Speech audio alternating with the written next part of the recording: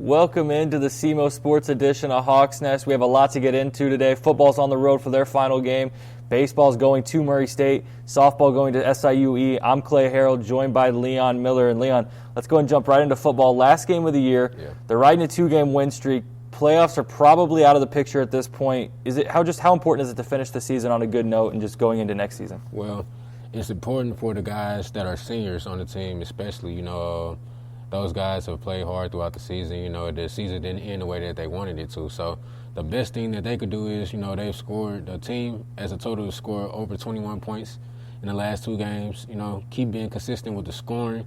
I believe, you get your seniors a chance, opportunity, go out there and showcase their abilities, because that's really what you want to look forward to. And for next season, you just don't want to come in on a bad note. You want to have the morals high and everything. So I think that, just getting the playing time for those seniors is the important thing at this point. Yeah, last week you get a win over UT Martin to make it 2 straight. And I think just ending your season winning 3 in a row is something you can probably feel pretty good about. Yeah, because they had that confidence as a team coming into the season. And, I don't believe that they lost any of it. They still think that they're a high-caliber team. So ending on that 3-game streak would be, highly beneficial. What did they have to do to get a win this weekend at Tennessee State? Well, it's like I said, they've been scoring efficiently. So if they could continue to score over 21 points, I think if they put up 21 or anywhere over that they'll be able to beat Tennessee, and it won't be as hard as it has to be. I think their defense has really kind of stepped up a bit. I know that the fourth quarter UT Martin, it was a tight game there for a while. You saw the defense kind of step up, and you've seen it at home a couple of times. So I think, like you said, especially against Tennessee State, if their defense steps up, I think they should be able to get away with maybe even scoring 14, 21 points to get out of there with a win. Yeah, and the defense always steps up, so I don't think that's going to be any issue. Yeah, 100%. So we'll see what football has in store, see if they can end the year on a 3-game win streak. Let's go ahead and move over to baseball now. Tyler Wilbur, 3 home runs, 22 RBIs on the year. Yeah. He just won OVC Player of the Week. They got a tough series, though. They're playing the top dog in the OVC right now in Murray State this weekend. What's an expectation? Do you try to, it's 2-1's always your goal, right, to win a series. Yeah. But when you're playing a top team, maybe just even trying to steal a game. Yeah, so they want to absolutely at least try to steal one of those games, out of the 3, get at least 2 in one. Tyler, as for Tyler, he's not any regular to the OVC Player of the Week. He's always been good at hitting the ball. I think he's going to produce big time for the team. I think for the baseball team, it comes in at keeping the runs low. If we could keep the runs low, we have a higher chance of winning games. The defense has been a big issue with our baseball team, the pitching.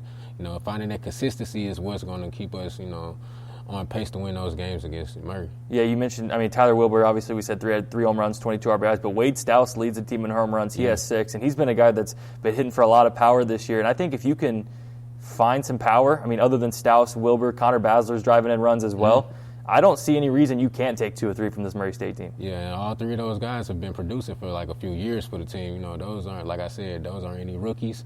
The guys are going to produce on a hitting level. We just got to keep the pitching at a consistent level. Well, baseball's taking on the top dog in the OVC. Yeah. The top dog on the softball side, no surprise. It's SIMO as usual. Yeah. They're going against SIUE, who is 7-10 in the conference, 7-17 overall. I think we would both agree it's going to be a pretty good sweep for SIMO.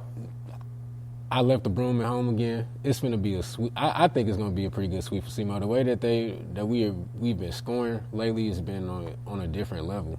I don't see any way that they'll be able to slow us down on the scoring level. Yeah, last weekend they took 2 or 3 from Eastern Illinois, and Coach Mark Redburn after the game said he felt like they kind of beat themselves in Game 3. Yeah. And so I think this SIMO team is a team that will come out, maybe looking to play for something. They were riding a 10-game win streak, had that snap, so now they got to try to restart it. But Ashley Ellis, who is a regular on the show usually, 11 home runs, 31 RBIs. We're going to set the mark at 3.5 for home runs this week. And you taking the over or the under? I'm taking the over. I'm telling you, I went to the series against Moorhead, and she hit in one of the, I believe it was last game of the series, 3 home runs in that game alone. So I got her, okay, let's do the math. She hit 3 home runs that game, 3-game series. I got 9. 9 home runs in one series. I'm taking 9 home runs in the series. Leon, if that happens, I will completely walk off this show. Yeah. I'm going to say she hits 3 on the mark.